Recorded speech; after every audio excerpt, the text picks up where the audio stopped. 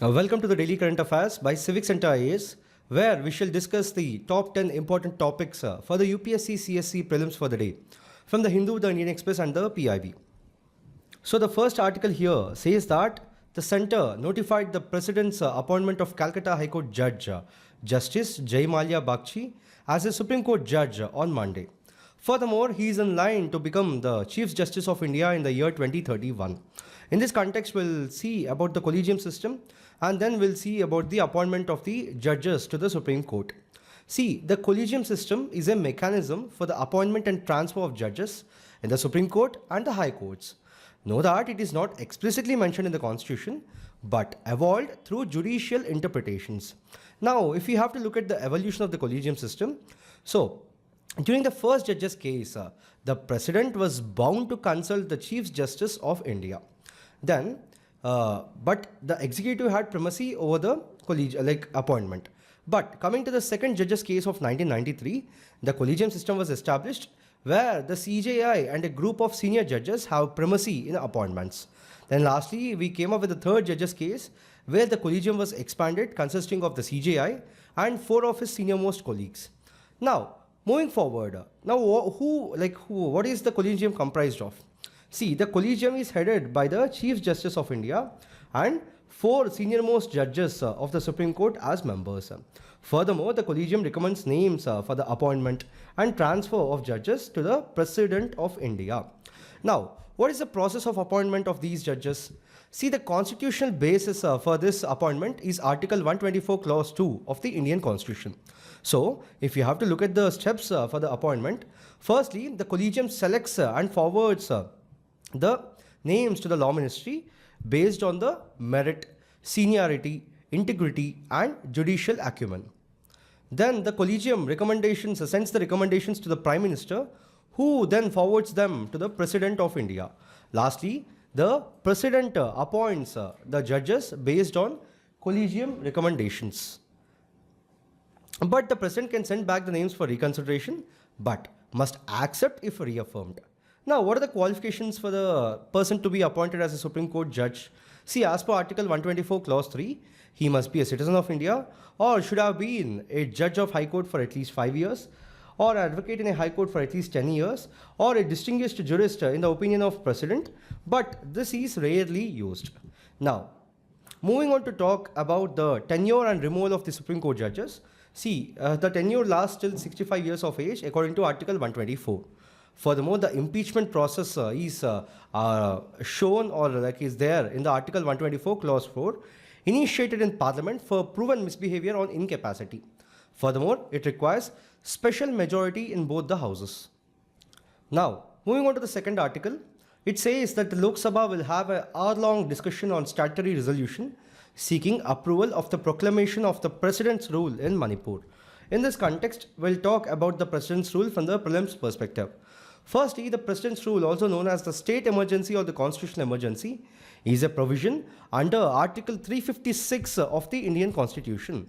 So, it allows the central government to take direct control of a state governance in case of a constitutional breakdown or failure of governance.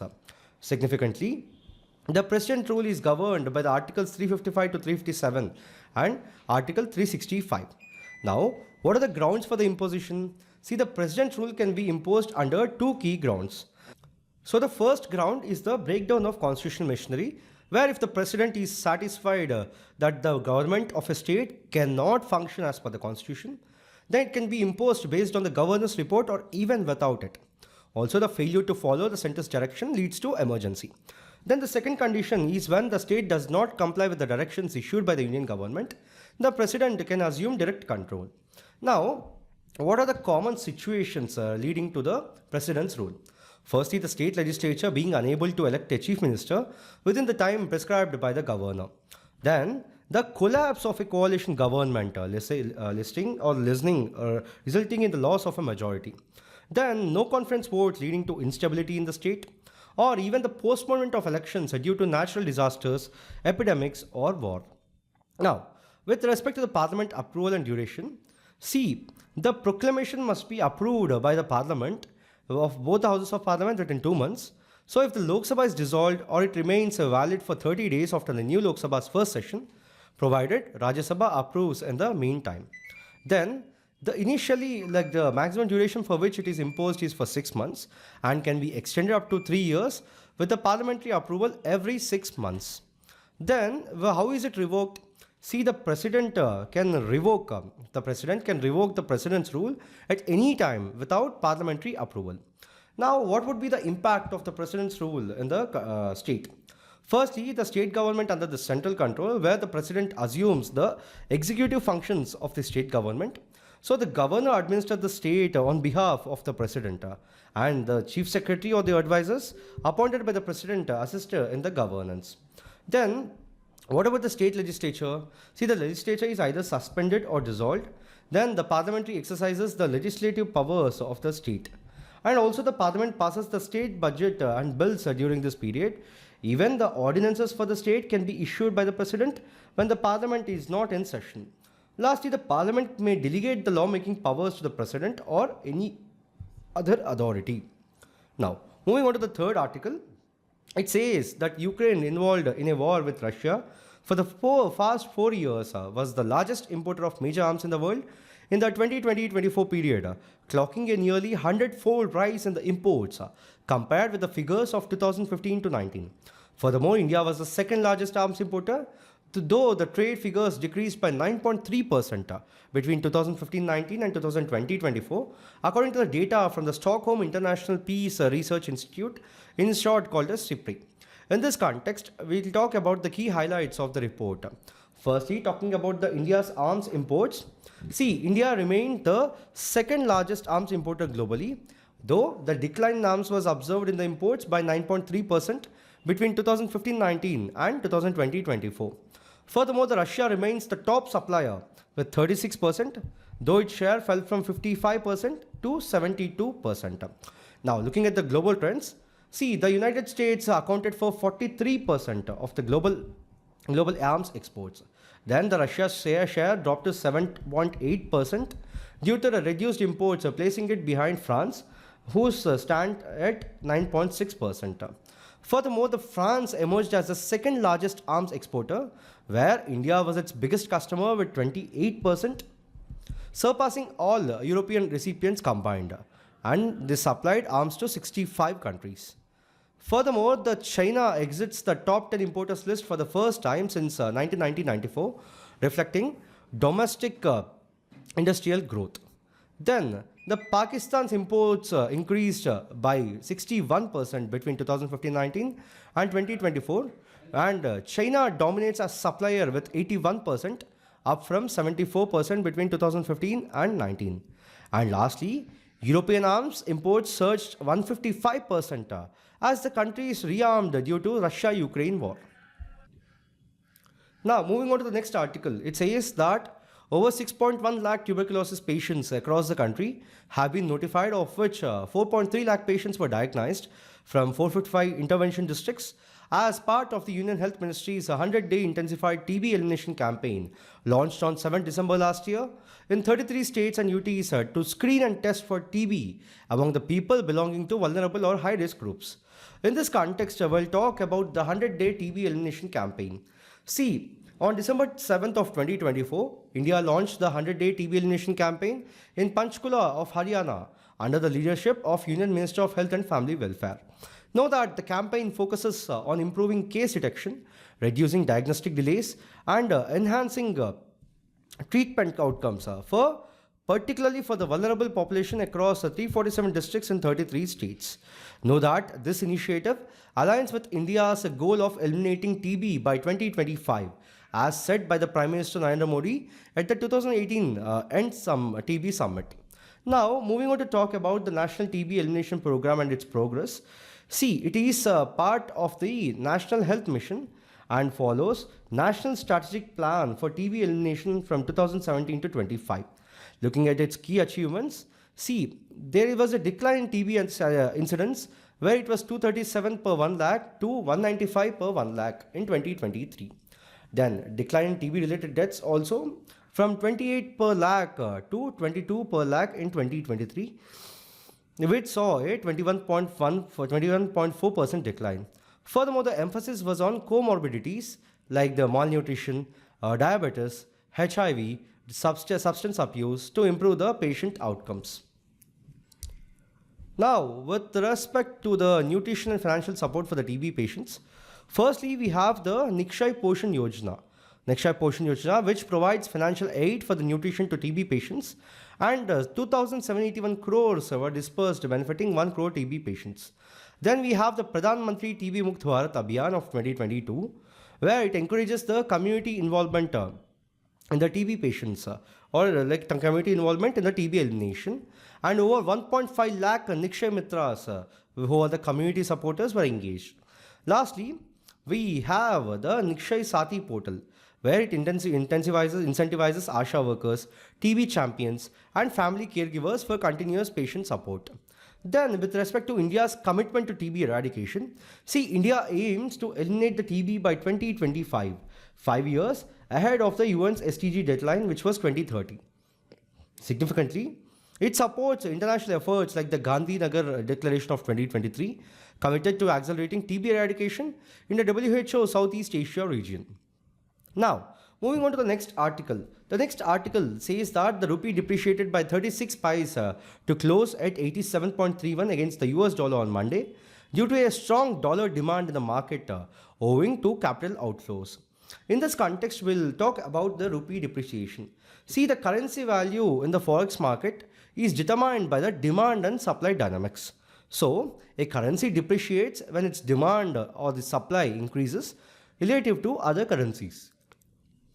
Now, what causes the considered currency to depreciate? For that, we have two factors where we have the supply and demand. Firstly, the supply is influenced by the country's monetary policy, where a looser monetary policy increases the money supply or the currency supply, whereas a tighter monetary policy reduces the supply, causing appreciation. Then, with respect to demand, so demand is driven by the foreign interest in the country's goods and assets. So high demand for the exports and investments strengthens the currency, whereas the low demand weakens it. Now, moving on to the next article, it says that the brown, overripe bananas often end up in the dustbins, even when they are perfectly edible. This has led the scientists to developing a new genetically engineered banana, which has a longer shelf life and does not brown as much. So, the Tropic, which is the UK-based biotech company, which has developed these bananas, claims that their fruit remains fresh and yellow for 12 hours after being peeled, and is also less likely to turn brown when bumped through harvesting and transportation. In this context, we'll see why the banana is brown, and then we'll talk about this latest technology. See, the bananas undergo a color transformation from the green to yellow to brown due to their ripening process controlled by the ethylene hormone. So, unlike melons and citrus fruits, bananas continue producing ethylene even after being harvested. So, the ethylene activates genes, including the one responsible for producing polyphenol oxidase, in short called the PPO. Now, what is the role of this PPO in browning? See, the PPO reacts with oxygen, leading to the breakdown of yellow pigments, turning the bananas into brown. So, the bruising during the handling increases the ethylene levels, accelerating the ripening and browning. So, how was this non-browning banana developed?